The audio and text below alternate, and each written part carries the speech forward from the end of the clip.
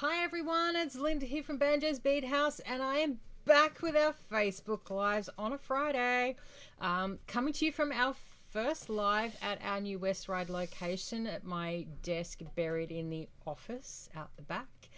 So no more tools and things behind me on the wall. You've now got a lovely little curtain that's just trying to provide a little bit of insulation and a little bit of sound dampening. We do have noisy neighbours, so we're trying to work out the best time to go live around their noise. Hopefully all of the equipment is set up right. This is the first obviously session that we're doing, so hopefully it all goes well and we can get back to doing these on a weekly basis. So for today, given that it's International Beading Week, there's been some discussions coming up around different colours and effects, and it's just something I get asked a lot about by customers, particularly over the phone when they haven't seen things in person. So I thought it was a good opportunity to go through that as a topic of discussion for today. And I also want to take a chance to show you my Christmas bauble. I took up the challenge as well for our little bauble challenge, and congratulations to Juliana who won it. We had planned on a public vote. We had over 20 kits actually go out, but only 2 made it across the finish line, and 1 admitted that they didn't actually follow all of the rules and use the minimum amount of beads. So we have Juliana as our winner. So congratulations, Juliana. Thank you for actually accepting the challenge and getting it done. And the photo of that for everyone is on the newsletter that went out just a little while ago. And if not, I'll try and get Juliana to send me some photos or maybe a video that we can share out here on Facebook as well. But I'm going to tip you guys down now. We're going to have some fun talking about beads, but as I said, we'll start off with my little bauble. Just let me tip you guys down. So this is my little bauble. So for those of you who weren't aware of the challenge, we started off with an acrylic bead and a mixture of silver and gold beads. I actually swapped out my delicas, I will admit, to rounds. Found it a little bit easier, but I did use all of the fire polish and drukes that were in the kit. So I did mine on a draw base and then did some netting. Had some fun challenges, made my base and then put it on my bauble, and then had to stitch the rest of it on my bauble, which was not so fun. Yeah, so lesson learnt next time, maybe do it in 2 halves and work out a stitch around. But yeah, that was my little attempt at it. So yeah, it was a fun one. Looking forward to seeing what I can come up with for you guys for the next little design challenge that we do. While we're still on International Beading Week, you will have seen some photos. We had a little Zoom session last night learning how to do this little beaded bead using super duos. So I had some fun with the halo ones, which is what's the super duo part here. It throws off a little bit of gold and plays with different colors. So just paired that with some Montana pearls. I was going to put a Montana pearl in the middle, but it looked really dark, and I think the Aztec gold just lent itself to it. And I used the fire polish because I didn't have a round in stock, but I like the faceting on that as well. And then paired that with the champagne gold, which in the Miyuki range, which goes really, really well with that Aztec gold. So that was a lot of fun learning how to do that last night. And yeah, lots of fun, and I'm looking forward to making a few more of those to turn it into something. So seed bead colors and effects. So there is lots of different finishes and things like that. There's also lots of questions I get asked around what do all the codes mean on a tube. So we'll start with Miyuki. This is, I've got 119142. So the actual Miyuki code itself is the 142. 11 simply means its size, TB means it's the tube, and the 9 is something that Beadsmith, where I source these from, has put in front as a way of denoting it as a difference from the Delica. So gunmetal is my easiest example. DB001 is gunmetal. 91 in the seed beads is silverline crystal. So you really wouldn't want to be having someone look for 91, or that's the easiest example is therefore difference. So, getting myself tongue-tied. The easiest example there is the DB indicating Delica bead and the 9 indicating that it's a round, because Miyuki uses 2 different color palettes. So for instance, in black, it's DB10 and it's 401 or 9401 in the black. So we have got that marked up on our walls. The red is always the round and the black is always the DB color code. So to try and help you guys figure your way through that, I did start manually building out parts of that on the website, but always happy to help answer those questions wherever I can until I get the website part fully built, and then you can just go hunt by color. This is a transparent amethyst, so one of my favorite shades, of course, it's being purple. But then I get asked, what does F mean? Well, F simply means it's their matte version. So this is when you get F, so it's their frost version. Then you get FR. So FR with them means it's frosted and it's got an AB coating. So you can see here, hi Hunnett, thank you for joining us. You can see here, same base color and 3 different effects just by changing one element. So you've got the transparent with a matte, and the transparent matte with an AB. Then you can have fun and add in Silverline. So this is 912. It's the silver lined amethyst. So again, same base color, but you've got the silver line, and then you can matte out that silver line. So off one base color of amethyst, you can see here by just changing an element, you've all of a sudden got very different effects. This is a great way if you want to stay within one kind of color palette. You can add depth and variation in your design. So if you're thinking things like Selene spirals and things like that, you've instantly, even within one color palette, got some variation there. You've got some subtlety between these two and a bit more drama between these 3. So they're things to think about when you're working. You can also, again, get dramatic effects with ABs. So this is 1003 and 3, so Silverline Gold, and then Silverline Gold with an AB coating. So again, you can just create some differences just by adding an AB layer, which we see a lot in the check beads, but Miyuki has that variance as well. So it's fun to be able to play around with that. I like playing around with mattes quite a bit as a result. But yeah, Checkland we get it too, but a little bit differently.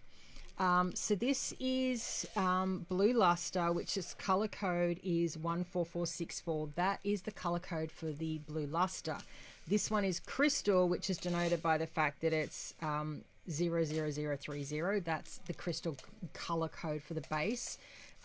Then you can see this in the Super Duo form. This is on a chalk base versus the crystal base. So the crystal, you've got lovely transparency. The chalk, you kind of get that muted pastel-y version, but they're actually the same color. So again, it's where just changing one element, which is the base in this case, makes a difference in your color. But again, they are both 14464, which is the Blue Luster.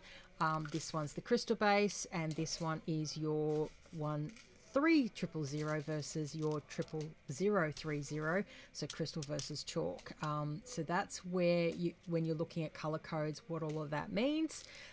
You've got different things on here, like G and K simply means there's a ginkgo, 87 remote size, and obviously tube is tube. And I'm sorry that lighting is drowning that out, but hopefully you guys can pick up on the color variances there. So that's Blue Luster. Then you get some fun when you start playing around with the Lila Lusters. Sorry. And again, this probably is a bit more dramatic. So this is Crystal the Lila Luster in Crystal, which is 14494. This is just a new bag of fire polish that's coming. This is its chalk version, same color code, and it looks very pink. So if any of you got our Drake box, you would have had the chalk Lila Luster in your Drake box. As a sneak peek for any of you to get in the fire polish box, this is one of the colors that's coming in it. This one reads to me very, very purple, and then this one reads very, very pink. And that, again, that's just the difference of a crystal base versus a chalk base. Lila Vega Luster is one of my all-time favorites. It's this, very similar to this dark. I just didn't bring one over with me, but it's one of my favorite go-tos in the purples. You've got that white with that lovely dark, and I think mixing this in with it's going to be fun moving forward. Another great example of crystal versus a jet base. This is Slipperit, which is the lovely pinky coppery kind of finish you get on some of the check beads. So this is on its crystal base where you can see through to the back of it, and then you get it on the jet base, and it's a much more darker, much more dramatic, and you see much more of the pink. So when you see those side by side, I know I've got two different size beads, but you've got the crystal versus the black. So again, just that difference of a transparent to a solid can make a huge difference in the color effect. To a similar degree, you can see that in this is crystal vitriol on jet, so it's got that lovely dark ray of sparkle versus the crystal, which is a little bit lighter. So again, it's where you can sort of play up in your designs and having a little bit of fun with that. Kind of onto the effects now. One of the fun things is where you get full ABs, and then you can go into mattes. So we all know crystal AB, so the lovely, lovely sparkle. Well, you can also go full AB where the whole thing's been coated in that and you get super, super, super sparkly. And then you can throw matte on top of that, which is going to wash out a little bit. So I'm going to turn that light off, see if that makes a difference. Sorry, still tweaking all of my new desk. That didn't help. I'll see if I can get it out of the bag and if that helps. So the matte AB has a lovely kind of milky effect to it. So it's still super, super shiny, but it's got that lovely milky quality compared to the straight up AB in the transparent. So again, it's something different to think about, whether you need that super, super shiny, but you don't necessarily want clear. Maybe go look at a mattified version that just tones down, I guess, some of that translucency. But again, gives you lots and lots and lots of fun. Again, on the differences backings can make. This is crystal Azuro. So Azuro gives you that a lovely blue, metallic-y blue, which I really love working with a lot. This is the crystal version, so you kind of get this gray kind of perspective into clear, and then you get the spot of the blue. Versus on a jet where you really get that full darkness pop of blue. Again, it's a little bit different seeing it on two different beads. You've got the drop duos and the dragon scales, but you get the idea of the impact that jet can have versus the impact crystal can have using the same color effect. So again, the 22203 is the Azuro effect, and whether it's on a 23980 jet or the 00030 crystal will depend on the kind of impact that you get at the end.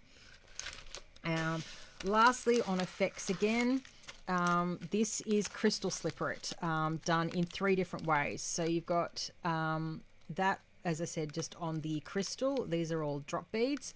So you've got lovely transparency into the color. Then you can have it where it's matted.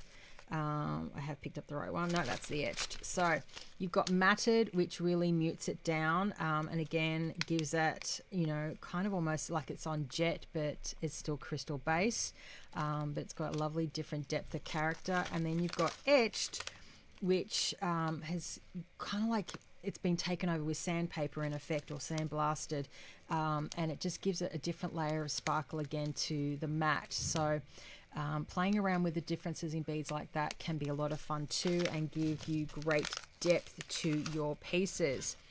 So how else can we play around with color and things like that? Well, one of the great examples is actually in Meg's pattern that's free to download in International Beading Week, where she's done a really cool little champagne or cocktail float using a Rivoli, and with a clear bead and picking up a different colored thread, you can see the thread coming through the bead to bring in the color again to make it look like it's sunk down further in your glass.